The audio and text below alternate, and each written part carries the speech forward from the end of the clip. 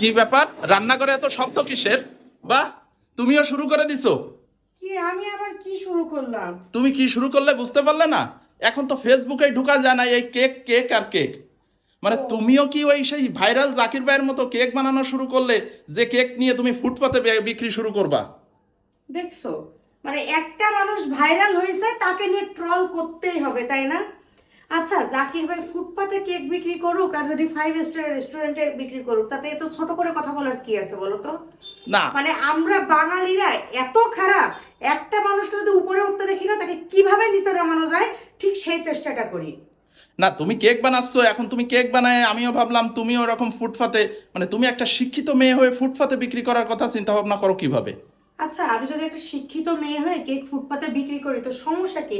সব থেকে এখানে তোমার তো ইন্সপায়ার করা উচিত যে না, সে বসে না থেকে স্বাবলম্বী হওয়ার চেষ্টা করতেছে। দেখো, জাকির ভাইকে দেখে ইন্সপায়ার হয়ে কত মানুষ স্বাবলম্বী হচ্ছে তুমি দেখছো? ওই যে ফেসবুকে এত কিছু দেখো, এটা দেখো না, নর্থ ওয়েস্টার্নে পড়া দুইটা ছেলে, দুই ভাই একসাথে কেক বিক্রি করতেছে। তারপরে স্টুডেন্ট কত বোনরা কেক বিক্রি করতেছে, পুডিং বিক্রি করতেছে, করে কি তারা নিজেরা স্বাবলম্বী হচ্ছে। এইগুলো দেখো না, তাই না? একটা মানুষকে কিভাবে নিচে নামাবো সবসময় সে চিন্তা করো। হোক ফুটপাতে বিক্রি করতেছে, তো সমস্যা কোথায়? সবই দেখি ফেসবুকে, এখন ফেসবুকে ঢুকলে তো এইগুলা ছাড়া আর কিছু নাই তো ফেসবুকে। তা তুমি যে এই যে মানে কেক বানানো শুরু করছো, তো আমার কাছে শুনছো যে আমি তোমাকে ফুটপাতে বিক্রি করতে দিব কিনা, পারমিশন আমি নিছো? একটা কেক বানাচ্ছি, তার জন্য যে তোমার কাছে এত কৈফিয়ত জারি করতে হবে, বুঝলে? আমি এই কেকে জীবনেও হাত দিতাম না। আরে মূর্খ, আগামীকালকে আমাদের অ্যানিভার্সারি, তুমি কি ভুলে গেছো? ও হ্যাঁ হ্যাঁ হ্যাঁ, কালকে তো অ্যানিভার্সারি। হ্যাঁ, সেই আমাদের অ্যানিভার্সারি উপলক্ষে আমি তো এমনি কেক ভালো বানাই, হ্যাঁ। এই জন্য নিজে হাতে কেক বানাচ্ছি। সেইখানে তুমি জাকির ভাইকে টেনে আনছো, কেক আপাকে টেনে আনছো, কত কত মানুষকে টেনে আনছো, কিন্তু টেনে আনলেও তোমার তাদেরকে অসম্মান করে বা ট্রল করে কথা বলা উচিত হয়নি। দেখো ব্লগাররা কি করছে, ভাইয়ের সাথে জাকির ভাইয়ের সাথে ভিডিও করে তারা মিলিয়ন মিলিয়ন ভিউজ কামাইছে, তাদের তো ইনকাম হয়েছে।